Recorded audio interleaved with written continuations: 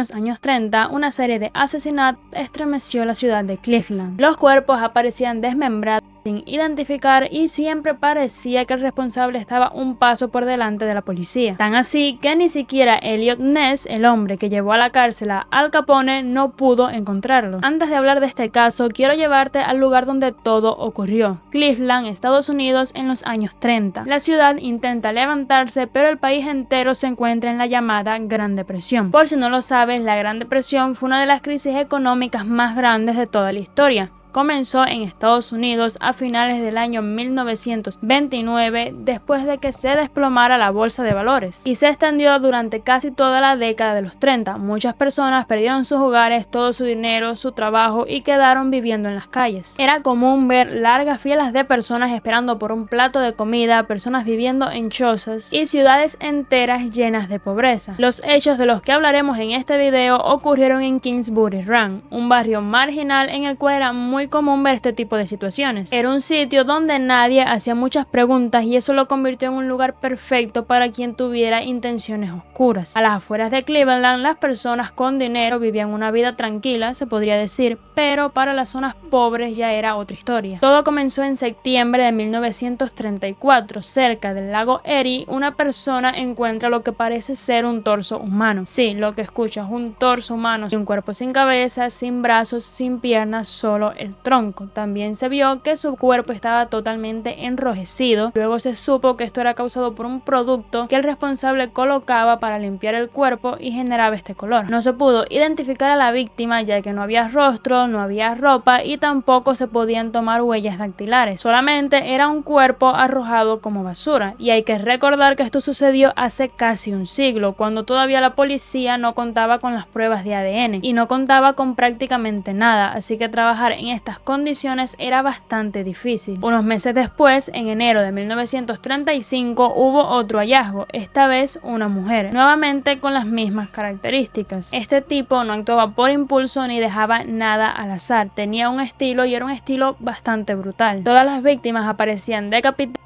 muchas veces sin brazos ni piernas, muchas de ellas habían sido desmembradas con una precisión quirúrgica, como si el responsable supiera exactamente dónde cortar. Por esto, una de las teorías principales es que el responsable era un médico, un carnicero o alguien con entrenamiento militar. Otra cosa macabra es que muchas veces había sido drenada la sangre de los cuerpos, lo que indica que el crimen fue realizado en otro lugar para luego llevar el cuerpo hasta el lugar donde fue encontrado. Él se tomaba su tiempo, lo hacía todo con calma y lo más perturbador es que elegía personas que nadie notaría, personas sin hogar, alcohólicos, trabajadoras sexuales, emigrantes, en fin, mujeres y hombres de bajo perfil en la sociedad sin familiares cercanos. Algo que también causó mucho miedo fue la forma en la que dejaba los cuerpos como si fueran mensajes. A veces dejaba partes del cuerpo a la vista, cerca de vías de tren, cerca de carreteras o en el mismo barrio de Kingsbury Run. No parecía esconderlos, más bien parecía querer que los encontraran. Cuando empezaron a aparecer más cuerpos, la policía comenzó a ponerse un poco nerviosa porque no conseguían darle una solución a este problema y tenían mucha presión mediática. Para que te hagas una idea, fueron 13 casos que se consideraron confirmados de este hombre, aunque se piensa que pudieron haber sido hasta 20. Al principio pusieron a 2 hombres a cargo de la investigación, el inspector Peter Merillo y el detective Martin Zaleski. Y mira, hay que decir que hicieron lo que pudieron. Recorrieron los barrios bajos, interrogaron sospechosos, buscaron patrones, pero el problema es que no habían pruebas concretas ni testigos suficientes, ni siquiera formas de identificar a las víctimas, ya que solo 3 de ellas fueron identificadas. Cleveland comenzó a entrar en pánico cada vez más. Tú solo imagínate vivir en una ciudad donde cada 2 meses aparece un cuerpo, llevan 2 años buscando a esta persona y todavía no encuentran a un responsable. Fue entonces cuando la policía decidió llamar a un hombre muy conocido en los Estados Unidos,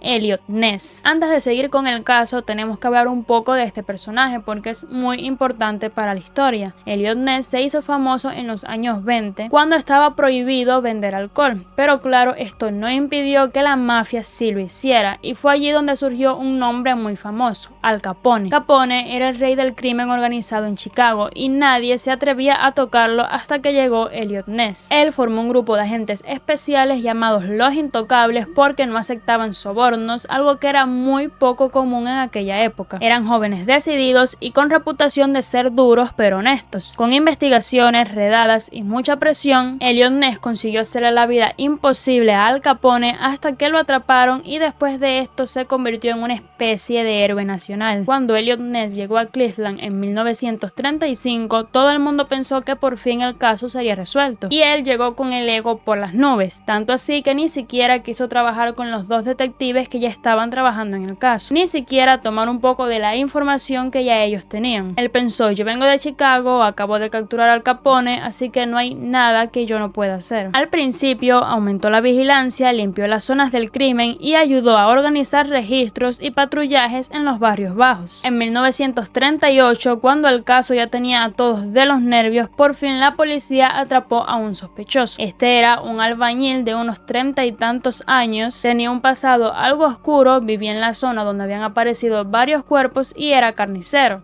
Un perfil ideal para la situación. Fue detenido e interrogado durante días, y en medio de todo este proceso él como que no tenía un testimonio claro, a veces decía una cosa, luego otra, pero en medio de todo hubo un momento en el que dijo que sí, que como que había sido él quien había hecho todo. Y entonces el jurado pensó que ya tenían suficiente para llevarlo a juicio, pero unos días antes del juicio el hombre apareció sin vida en su celda. Oficialmente dijeron que había sido un suicidio, pero cuando les realizaron la autopsia descubrieron que tenía 6 costillas rotas. A día de hoy oficialmente no se sabe qué fue lo que sucedió, son todas meras teorías, pero lo que se piensa es que la policía, como tenía tanta presión por no haber encontrado aún al responsable, lo torturó para que él confesara algo que no hizo. Y unos días antes del juicio lo eliminaron para quedar ya como que habían encontrado al responsable, pero se había muerto unos días antes. Pero bueno, esto no le sirvió básicamente para nada porque los crímenes continuaron. Ness, que ya estaba muy frustrado después de haber llegado con el ego por las nubes y pasar años de que no lo encontrara, en 1938 hizo algo que hasta el día de hoy es muy cuestionado. Después de que varios cuerpos aparecieran cerca de la oficina en la que él trabajaba, como si el homicida lo estuviera retando, hizo un operativo sorpresa. Mandó a quemar por completo los campamentos de Kingsbury, donde vivían muchas personas sin hogar. Literalmente arrasó con los asentamientos y desalojó a las personas de sus hogares. Su idea era que si le quitaba la zona de casa, los casos terminarían. Y aunque sí se detuvieron un poco después, la verdad es que nunca se pudo probar si esto dio resultado, ya que al final de todo el responsable nunca fue atrapado. Después del incendio, Ness estaba desesperado porque a pesar de todo nada parecía funcionar. Pero él tenía un nombre, un sospechoso llamado Francis Sweeney. Este hombre era un médico con formación quirúrgica, veterano de guerra y con un comportamiento cada vez más inestable. Otro dato muy interesante es que se dice que Francis tenía un amigo que tenía una funeraria, algo que hace mucho sentido porque este sería el lugar en el cual él preparaba los cuerpos. Si lo piensas, no es extraño que alguien entre con cuerpos a una funeraria o inclusive que salga, y además se sabe que él en algunos casos le quitaba la sangre a los cuerpos, algo que se hace en funerarias. Y aquí viene lo fuerte, y es que Ness cogió al hombre, lo secuestró y se lo llevó por un hotel varios días para intentar sacarle algo de información. La cosa es que como era un secuestro, no tenía una orden judicial ni nada, igualmente no iba a poder utilizar esto a su favor. Además, descubrió con todo esto que Francis tenía un primo que era congresista, así que si lo llevaba a juicio de todos modos iba a ser un escándalo y probablemente saldría ileso. No sé si ya lo mencioné, pero Francis tenía problemas psiquiátricos y genéticamente en su familia, sus padres, abuelos, no sé, alguien por ahí también tenía problemas, y poco después fue internado en un hospital psiquiátrico donde pasó el resto de su vida. Y algo curioso aquí es que poco tiempo después Ness comenzó a recibir cartas anónimas del asesino que venían desde este centro psiquiátrico. ¿Y qué decían estas cartas? Eran básicamente burlas donde le decían: nunca podrás atraparme, no me atrapaste, yo gané y cosas así. Otra cosa es que luego de que fuera internado los crímenes cesaron, ya más nunca hubieron crímenes, algo que para mi forma de ver pues ya es la confirmación de que este señor podría ser el asesino.